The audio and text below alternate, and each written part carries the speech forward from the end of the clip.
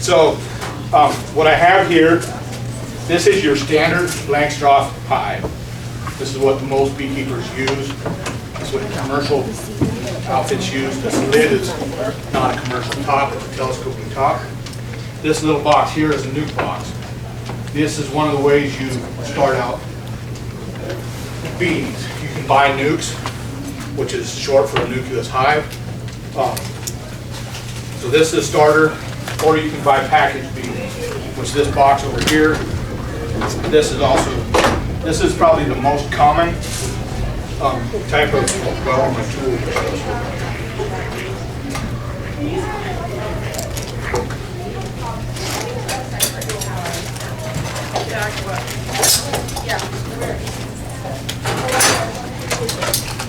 So this is probably the most common way you can purchase bees in a package. Murdoch's and Western Bee, they sell 3-pound packages. That's what this is. We sell 4- and 5-pound packages because we don't. This isn't enough bees to get a colony up to start with 3-pound packages. That's over 3/4 of the bees that are bought in 3-pound packages die. They don't make it through the winter. A 4- and 5-pound package, we're hoping that our success rate of wintering bees, they get a quicker start. More bees are able to do all the jobs that they need to do.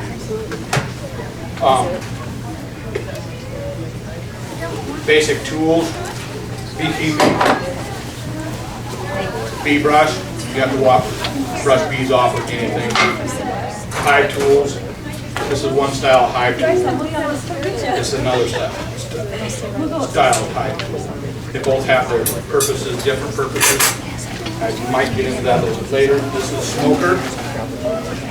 This is another style of smoker. As you can see, this is my smoker that I use. I prefer that style versus this style. It seems I can keep it lit the whole time I'm working bees. These ones here, I'm not so. It seems like I'm always fighting smoking. And smoking bees, I don't wear protective gear myself. Unless I know the bees are agitated. But I always keep my smoke going in case I do get stung. If somebody does get stung, I'm able to calm them down, go ahead. You ever use the sugar water instead of smoke? I have. And I actually have my spray bottle here. Over there. Yeah, I use sugar water also. But I squirt the bees down, but I still keep my smoker going. Because the smoker, if somebody's stung or if they go into, start attacking, I have the smoke that's, good to go. It helps get rid of the pheromones, the attack pheromones. Go ahead. Why would you use smoke or sugar water? Are you trying to move the bees or something? No, it calms them down. Both of them calm them down. The sugar water gives them, it wets them down, they can't fly. But it also gives them something to eat. Smoke does 2 things. The smell. Bees, when they communicate, one of the ways they communicate is through smell. And if a bee stings, it puts off an attack pheromone. Smoke stops that from happening. The smoke deadens that pheromone. Also, the smoke makes the bees think that there's a fire. They go in and they start filling up with honey. When they fill up with honey, that calms them down. They're not in. It puts them into a semi-swarm mode. And bees in a swarm mode, they're very docile. So the smoke is doing 2 different aspects of what they're doing.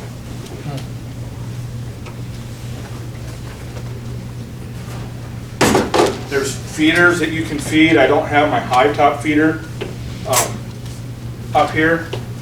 But when you get a package of bees, most of the time you have to do some kind of feeding.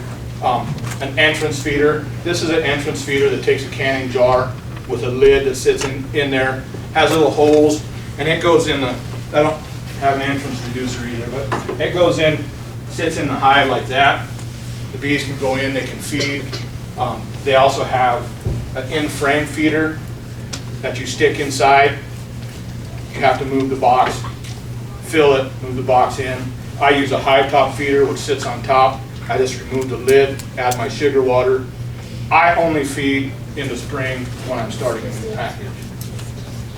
Did you raise your hand?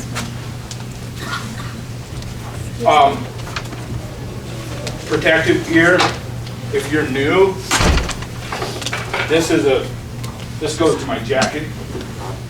Your jacket looks like this. This jacket is from Western Bee. We have some suits in our store now, no jackets yet. And this veil and hat zips onto that jacket. Beginning, it's a good idea to have this. If I go into somebody else's hives, I do wear them. In my own, I don't. So as a beginner, you want that, and the gloves. These gloves, you can see they've been used. Go ahead. Is it a special type of material? It's a thicker material. They do have vented stuff that is out of special material. Can you see? You can feel that. I don't know that it's special. You can still get stung through it. But I don't know if it's special. Your gloves, there's different style of gloves also. Them have a vent on them, a little bit thicker. This is another style. And you can still get stung through them. You can still get stung through the leather. It's just less likely to get stung.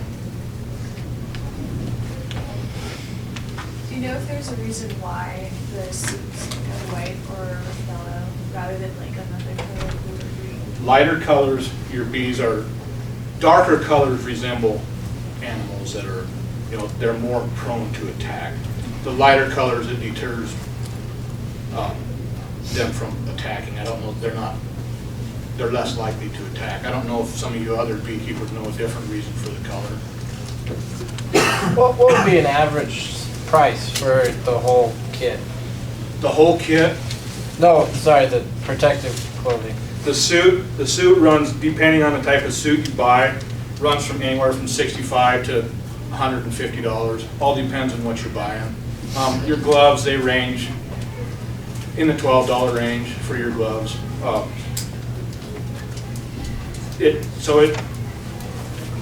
And you can buy just a hat and veil also. And and there's many different styles. I prefer this style.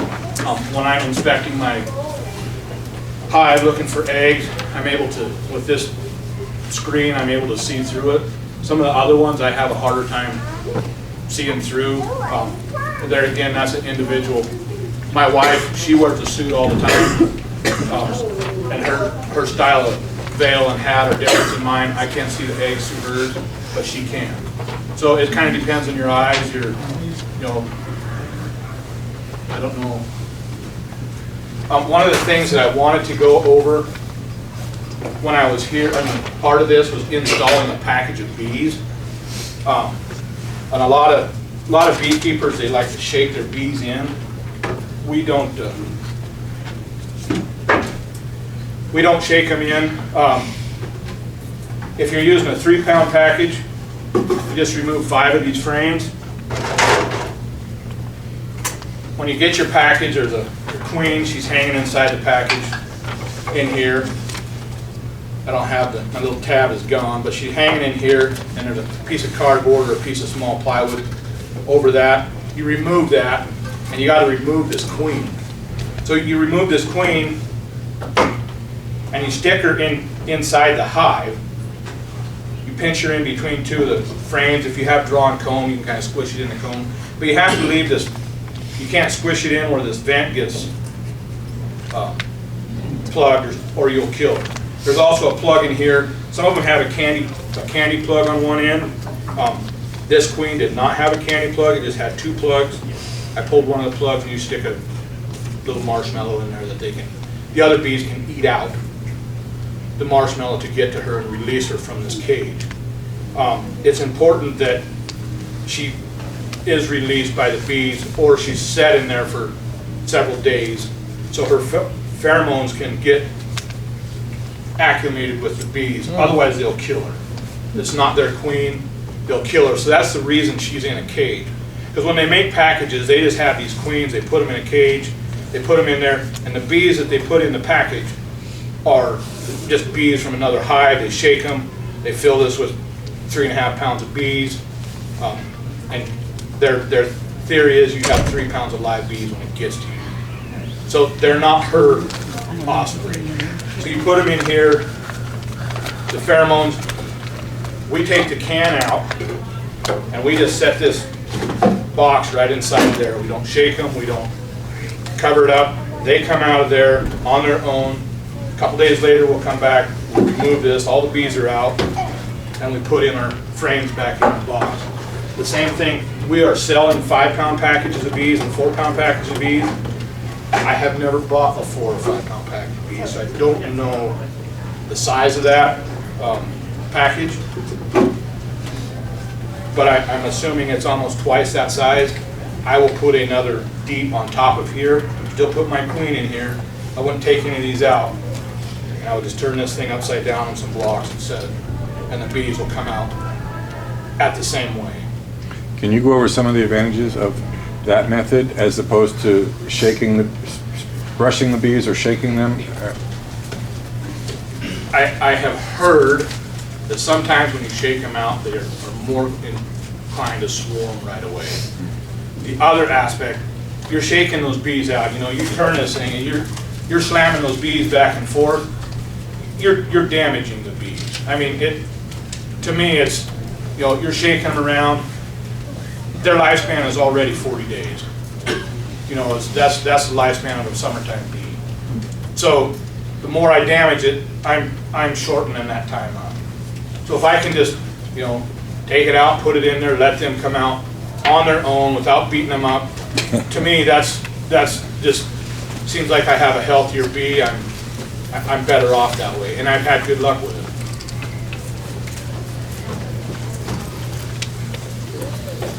Question.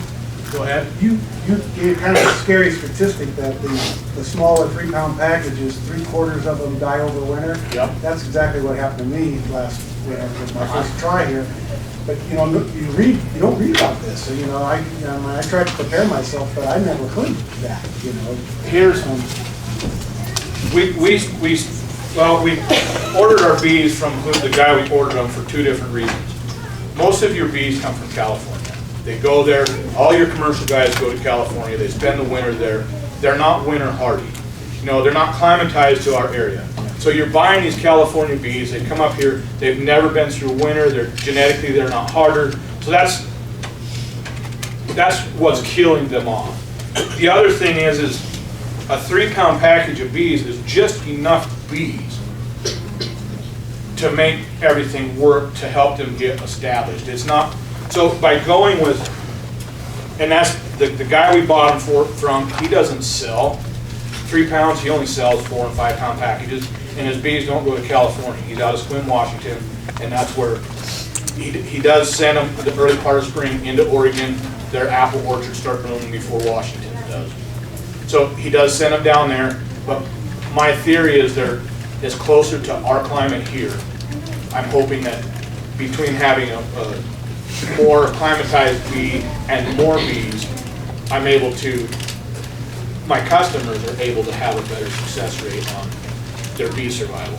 A 4-pound package of bees will fill this box 3/4 of the way full of bees. A 5-pound box, you have to have 2 bees. So there is enough bees in that 5-pound package to do every job that's needed to do. They're able to pull their comb. So there's enough bees that they can just hammer it, get their stuff done that they need to get done so that they can start producing honey to make it through the winter. To make it through the winter, they need to have their honey, that's what they make it for. Or people who feed sugar water, you know, you can feed them, but they also have to have enough bees to make that ball that they can heat up, you know, keep that queen warm through the winter. You know, do some people bring their hives into like an old garage or shed in the winter to help ameliorate the cold temperatures? Or? Yeah, and there's drawbacks to that too. You know, the warmer your bees are, the more they have to eat. You know, I don't do anything. I have I take a honey super that's on top of my hive. You know, I have number 8 screen mesh on there, and I fill it full of cedar shavings. That's the extent of what I do for. I don't wrap them. I don't tape them. I'm trying to raise northern hardy bees. So my theory is if they die, them genetics are gone. My bees that survive, them genetics, you know, that's what I'm using for my breeding stock. So I like that. the more that they can winterize, for me I'm raising bees, that's what I'm after genetics. The more winters they can go through, the stronger them bees are. I mean, they've adapted. The other thing that kills bees in the wintertime is moisture. You know, there has to be, it's kind of a fine line between too much ventilation, you're keeping them too warm, you're keeping them too, that moisture has to get out. So on the top of my, I actually have two different ways. The top of my insulation box, I have some holes drilled, but I also have a 2-inch shim that I have some vents drilled in so that moisture can come out.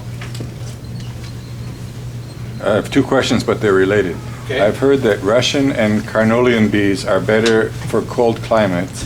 And do you have a source where we could buy bees that are already adapted to the cold, like from Canada or Montana or Idaho, instead of buying them from California?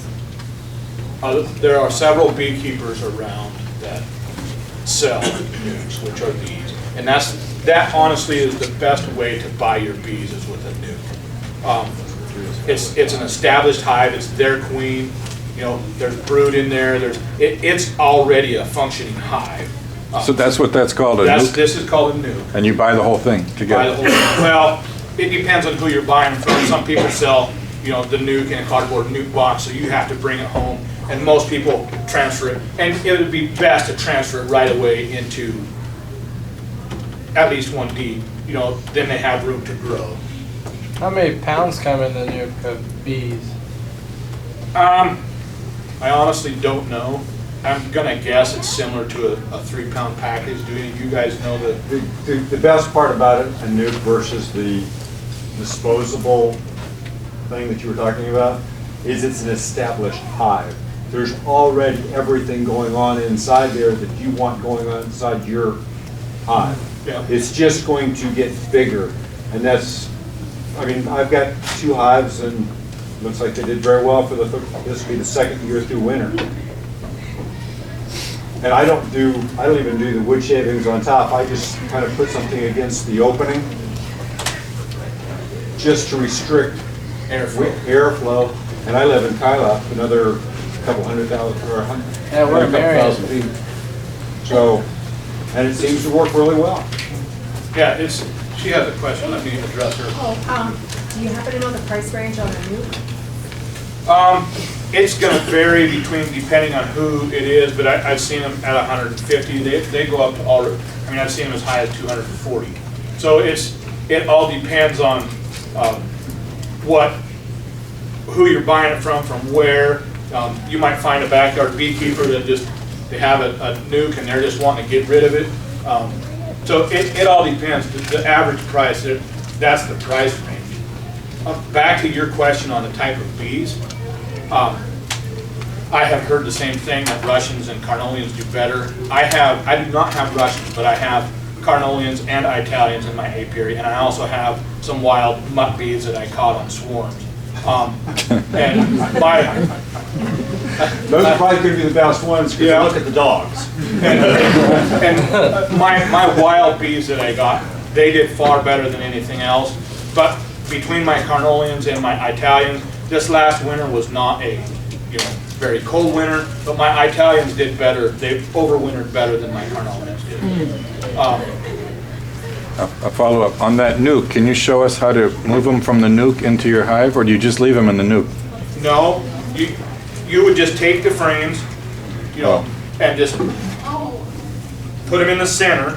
So there's 5 frames in there, so you would take the 5 frames and put them in the center, and then you would, fill your other ones on the outside.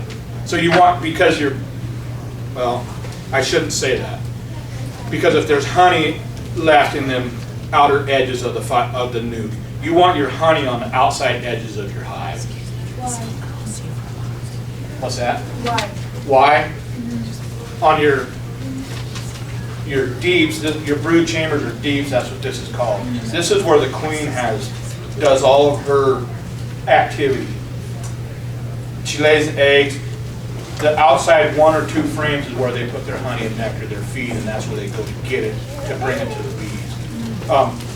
And so a typical hive, you'd have 2 deeps, and then your honey supers, depending if you use a queen excluder or not use a queen excluder, that would separate your honey supers, and your honey is on top. So they call it their pantry. Their pantry is up above their brood chamber. That's where most of the honey is.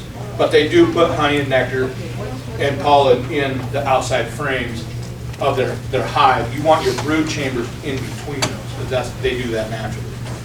So they probably do it as like an insulator to help insulate the outer walls type thing. Yeah, that could be.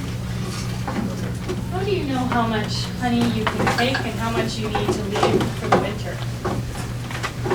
I try to leave more than enough myself. I've even approached the idea of harvesting my honey in the spring, but you can get too big of a hive stacked up and leave all your honey on top of there. But in this area, 100 pounds of honey I've heard is what you need to get through the winter. I've only been here in Kalispell for 2 years, so I don't know what your average winter is. How do you know what 100 pounds is? Well, a honey super, which is this size on this box right here, this weighs up to 80 pounds. Okay. Empty? What's that? Empty or full? No, full. Oh, okay. You know, so it's depending on how full they have it. If it's chock full. So are those, can you turn that, are those empty? These are empty. And they just stack on top, oh, they have those in the too. And is there a hole or groove so they can get from chamber to chamber to chamber? Oh. You know, this distance on these frames that are right here, the spacing, this is called a bee space. It's 3/8 of an inch. So everything has 3/8 of an inch spacing on it. That's what's the gap in between each one of these. The bees can move, they can adjust, and yes, they can go. And there's also upper hive entrances on some of my hives that have holes drilled in here, or there's shims you can put in that have on top so they can come in. There's many different, and it all depends on beekeeping. Each beekeeper has their own theory on how things work. And you're going to find, you get a room full of beekeepers talking or asking questions, you're going to have almost that many different ideas on how you should keep bees. If you're a beekeeper, can you go on vacation for 2 weeks You sure without can. recruiting a substitute? Yes, you can. Yeah. During the nectar flow, you're going to want to probably go into that thing every week. Either that, or make sure before you go on vacation, make sure you have plenty of supers on top so they have room to grow. Because a hive, I mean, if they bind up, they're going to swarm. I came in a couple minutes late, so I missed the first 2 minutes. Are you with a commercial bee company, or are you private? I have opened Tamarack Apiaries, a bee supply store here in Kalispell. Okay. We are over at, it used to be called Kate's Wedding Boutique. It's on Conrad, kitty corner to Woodland Park. Do you have periodic training workshops or We seminars? are trying to put together some classes. I mean, I'm a contractor, and I'm trying to phase out of construction and move into the bee world as an income. Can you put your contact information on the board for us? Or you want to do that later? Yeah. Okay. Which one is he? Go ahead. You talk about bringing wild bees, This one. more in hives. I did wild bees. Is that him? Pretty well. Wild bees. Oh, wild bees. Can I talk about that? We can look it up online. Wild bees swarm. In nature, that's how they reproduce. Is it Tamarack? They can swarm if they're let alone in nature and do their thing. They can swarm 4 to 6 times a year. You have a early spring swarm that you see bees most of the time swarming, and then you also later mid-fall you see swarms, and you can catch those in many different ways. You can put lure in a bee box or a nuke, however you want to do it. That'll lure them in there. You can see them swarmed on something and catch them that way. Or you can find a hive, a wild hive, and go and pull them out of there. Swarms, when they swarm, are very docile. You don't need much to get them. You can shake them into a box, shake them out of a tree, brush them off of a fence post or a car. I mean, How do you lure them? how do you what? Lure them. How do you lure them in? Lure them. They make a bee lure for that. Like a pheromone. What does a lure look like? It's a liquid in a little bottle. You can also, there's essential oils you can try to use. Lemongrass oil, I think, is one that people use to lure them in. Also, if you're a beekeeper, you can take queens that are either bad or ones that have died. You can smash them up in alcohol and use that drops to lure the bees. And I'm going to guess that your bee lure is probably a combination between that and some kind of essential oil to pull them in. The big thing is if you can get the queen, if you can find the queen, Yep. and amongst that swarm, Catch her. you put her into your box or whatever, And they walk go in. away. Yep. How do They you will find all the queen? follow I guess her. they're all around her also. They won't be around her normally because they're going to be doing their job. But once you have to, if you can get the queen into that box there, or any box, she'll pretty much stay where she is. They will start following her because I've just seen a she's swarm got, trying to. they have figure the out hots where for the her. queen was, and I- Well, it's kind of hard. Are you a beekeeper? No, I It- just witnessed It swarms. takes, once you recognize a queen, you can pick out a queen, but when you're first getting into it, a bee is a bee. I mean, there's no, you look at bees and hey, there's just a pile of bees there and they all look the same to me. But there's 3 different kinds of bees in a beehive. The queen, she's your main, you have to have a queen. And then there's your worker bees and they're females. And then there's the drone bee, that's your male bee. And the male bee has one purpose only, and that's to make a queen fertile. They do not do any work in the hive. They don't even feed themselves. That's their job.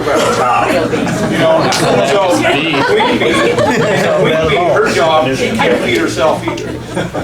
Her job is strictly to lay eggs. There's a group of bees that just take care of her. They feed her, they clean her, everything.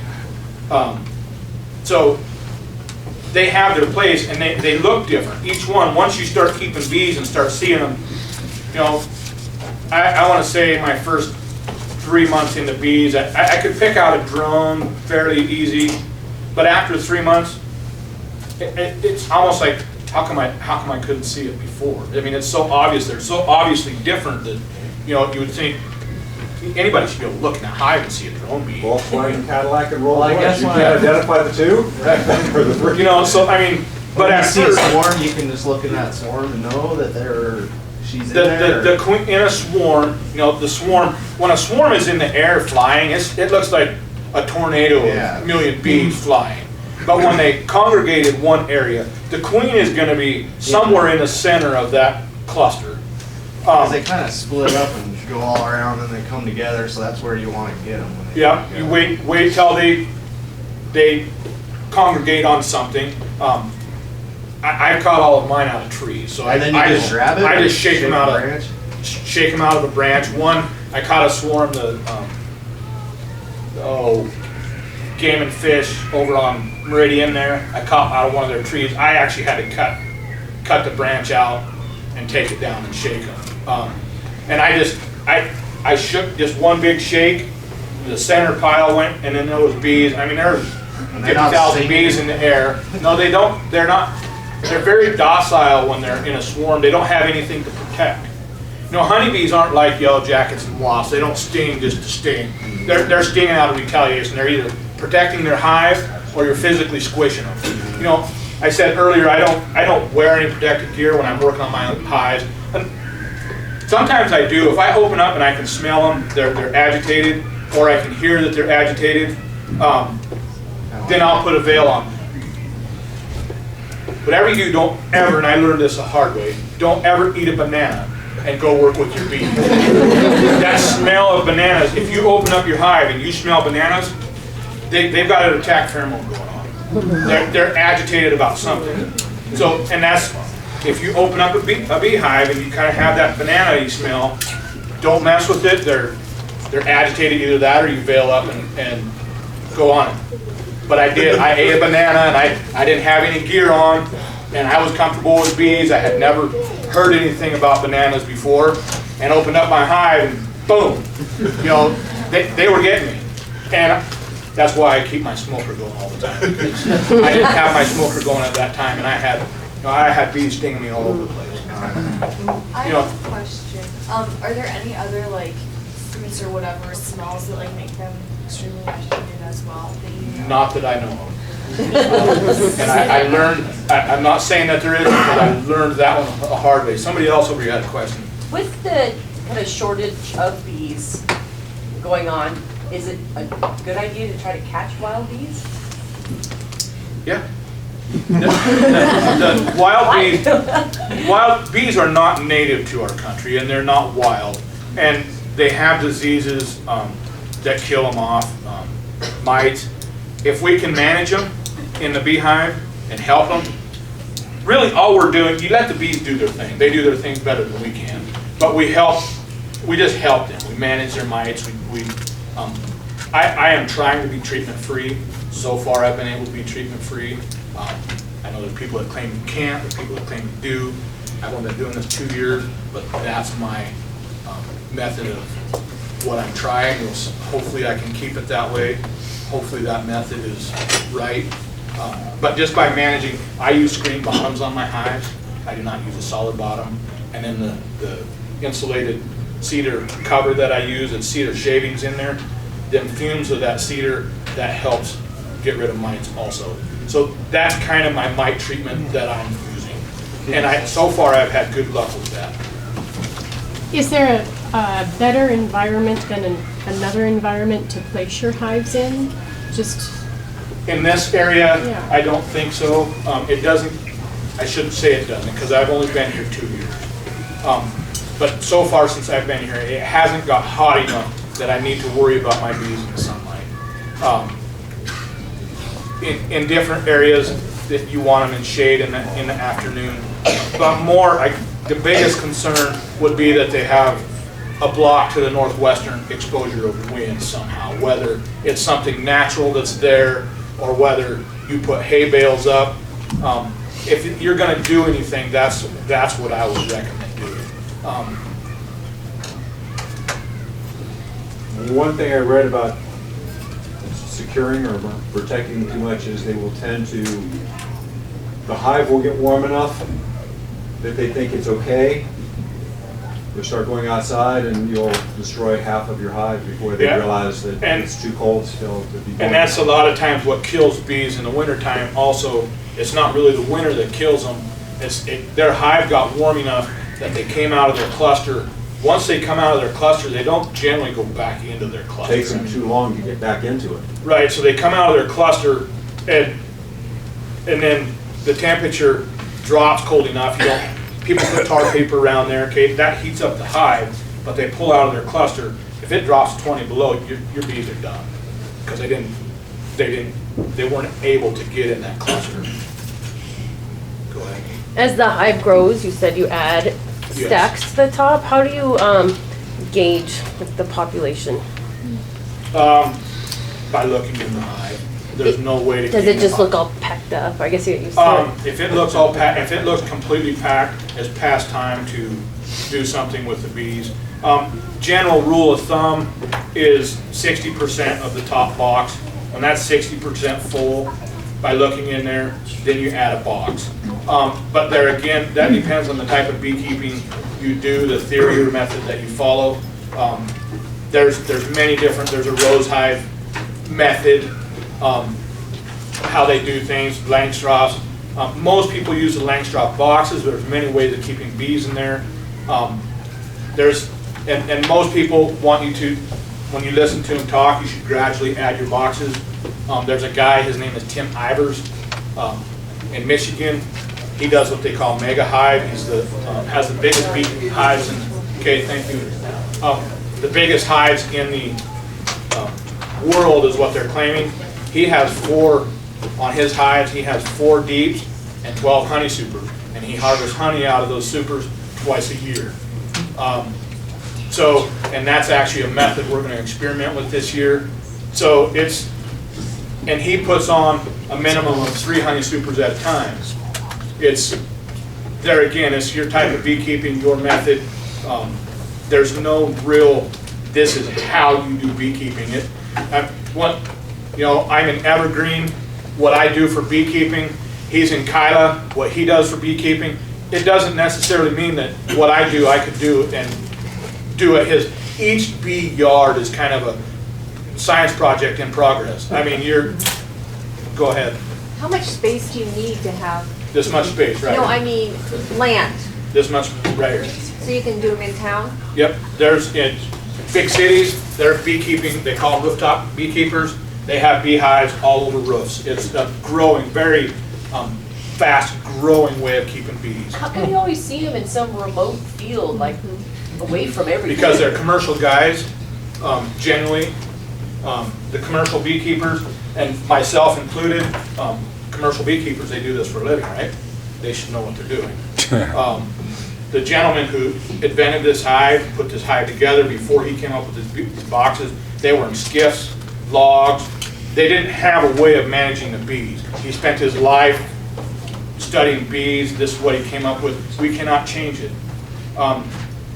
Nobody's been able to find a way to make it better. But migratory beekeepers, they have changed some things. The solid bottom comes from migratory beekeepers. Them kind of things, they have changed that way of what they do. And anybody getting into bees, I recommend that you read Langstrof's book, The Hive and the Honeybee. It goes through why he made certain things the way they made them. And you can get it free on Gutenberg. If you have What's that? You can get that book free on Gutenberg. Yep. If you have a Kindle. And that's actually where I read it myself. Why do you keep bees? Like, what's your personal relationship with them? Why do I keep bees? They're very fascinating. I enjoy them. I'm trying to raise good-hearted bees. Fascination is why I mean, they're just an amazing critter. Around here, mostly everybody does Italians or that. Carolinians, like the Russian bees, are more resistant to the mites. Is really the advantage of that? The reason why people go with the Italians and the Carnelians is because they're easier to get. Yeah, they don't. And actually, Italians are easier to get than Carnelians because everybody wants Carnelians. They think that they're a better bee. And actually, I recommend Italians for new beekeepers. One, they're more forgiving. They're less likely to swarm. But the Russians, I don't have any experience with Russians. I have many people asking for them, and I can't find a supplier for them. Go ahead. My husband and I just ordered 2 5-pounders from you guys. Yep. We were reading online that the behavior of your queen is kind of going to dictate the behavior of your hive. So That you is have true. Docile queen, docile hive. That is true. Is there anything that we can do to make sure that we have a docile queen and an ornery one? No, it's the genetic of the bees. If she's too hot, they call it hot and spicy. If your bees are too hot, order a new queen and pinch her off. And if you get a good queen, raise your own queen. Okay. It's very easy to raise a queen. The industry wants to make it seem like it's hard. If on the spot queen rearing, if you look up that online, it's very, very simple. On the spot queen rearing. OST, I think is, and I do not remember the gentleman's name who puts that on. It's very interesting. Is it the guy with like 100 hives and he's in the middle of the field? What's that? Is this the guy with, he's got like 100 hives and they're 5 and 6 feet tall? No, that's probably Tim Ivers Okay. you're thinking. He's the one who does the mega hives. Okay. This on-the-spot queen rearing, he just goes through how to, do the queens. It's very simple. You said a summer bee has a life expectancy of 40 days? 38 to 40 days, that's all they do. So are your bees going to die in 40 days? And Sure the are. mark of success is to propagate, sustain, and keep the population A queen going? bee lays up to 2,000 eggs a day. A You know, day? a day. So if you have the room and you have a good queen, if you have a good queen, she can lay that a day, every day. You know, and so these brood boxes, they are constantly have larvae at different stages, and she just makes her rounds around that. You know, in the spring, she only lays enough eggs that her bees can cover and keep warm. So when those bees hatch, then she lays, you know, she's just working herself in a circle. The more bees hatch, so she just goes in this big old circle around here, and that's how guys get away with having 4 bees. Most people only use 2. So what's the life expectancy of a queen? A queen bee, 5 years is, 8 years is the longest registered time a queen has lived. A good queen can live up to 5 years, but they're having a problem getting good queens the last few years. They've only been living 1 year to 2 years. You know, some of them aren't even making a year, and part of that is back to the genetic thing. You know, it's people are manipulating, these guys are manipulating, they're raising major amounts of queens. They didn't get bred sufficiently, they didn't, there's many different things that affect that. Pesticides also affect that. There's just a lot of reasons why your queen might die. And therefore, a lot of people, they just every year replace their queen. I base it off of how well she's laid. Can you tell right away if your queen died? Yes. Once you're experienced at it, yes, you can. The sound in the hive that you hear, you know that the queen is gone. It's bees. They talk to each other with sound, noise. There's a lot that you can learn about your hive just listening to it. How do you reintroduce a new queen? Reintroducing a new queen is the same way you buy a queen. She comes in. This is actually a queen that was bought separate rather than with a package.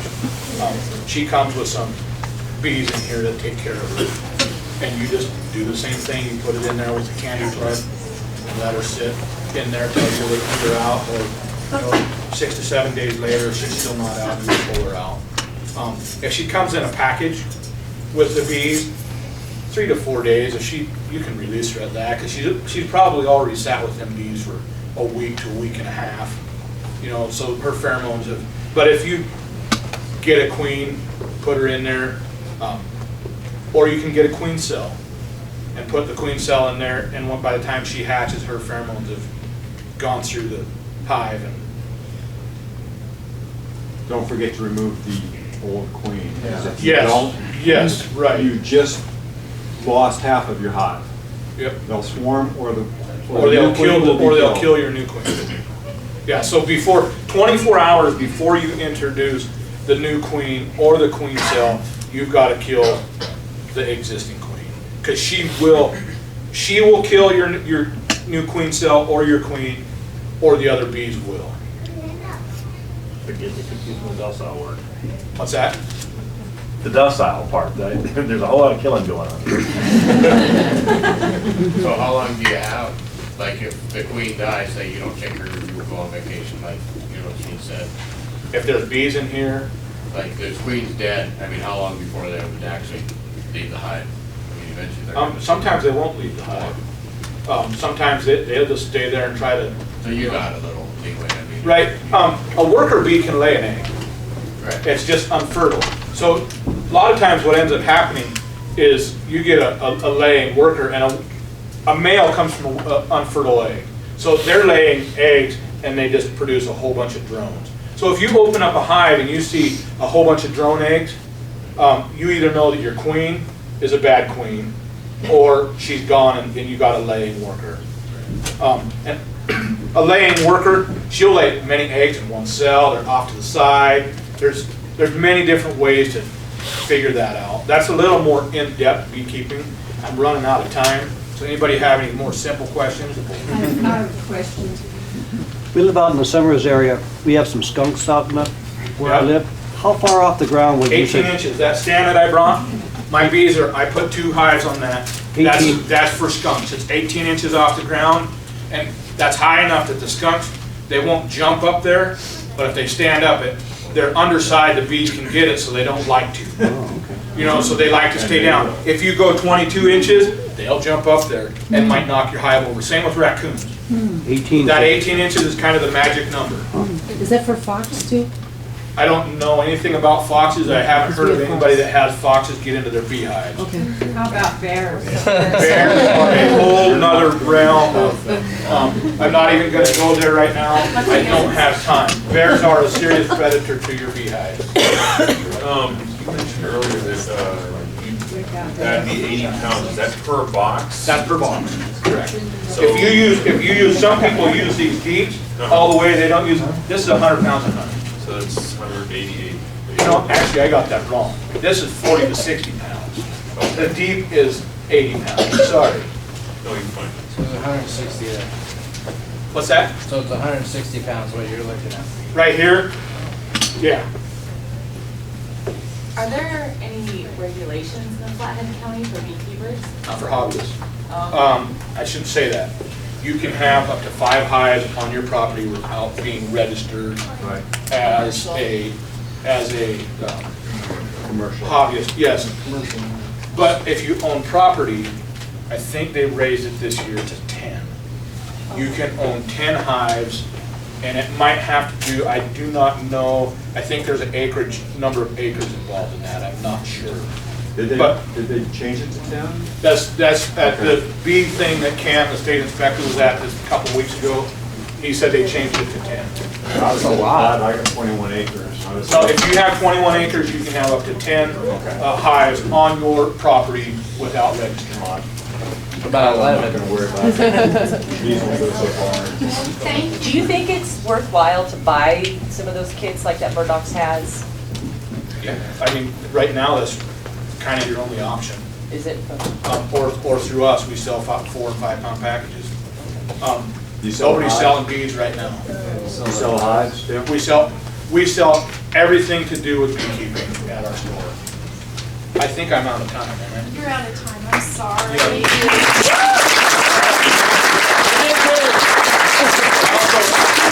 Feel free and stop by our store, talk to us there. We are more than willing to discuss it.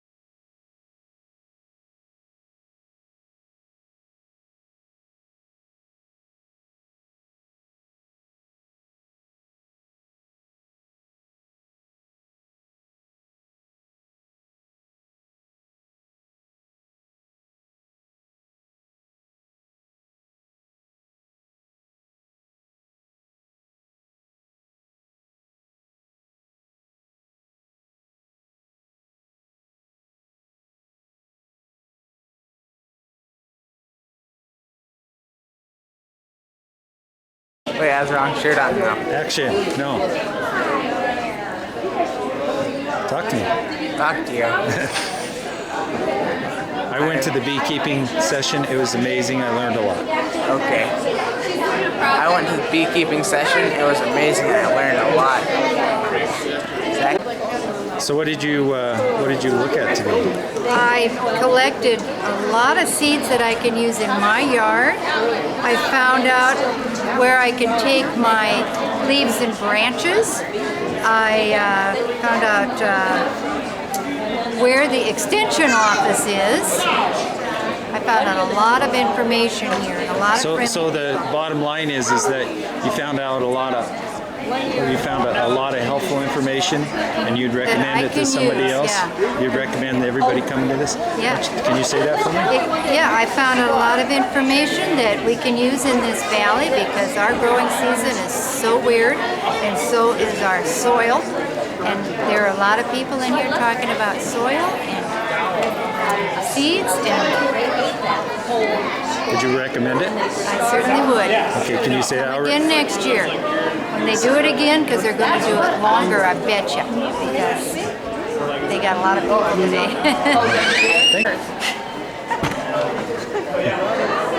You made me do it too. Okay. You made you do it too? All right, I'm ready.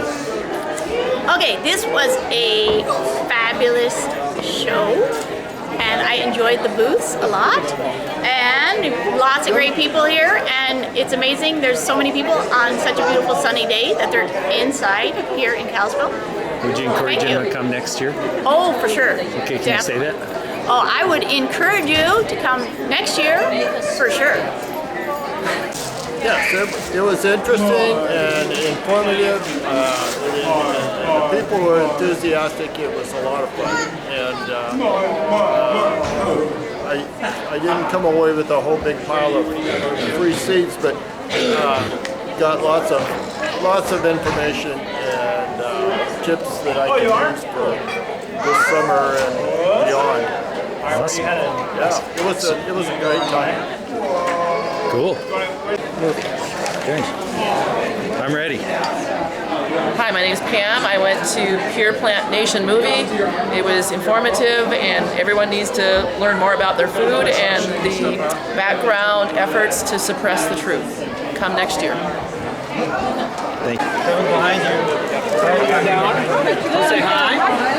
Say hi. Oh no! He's missed his nap.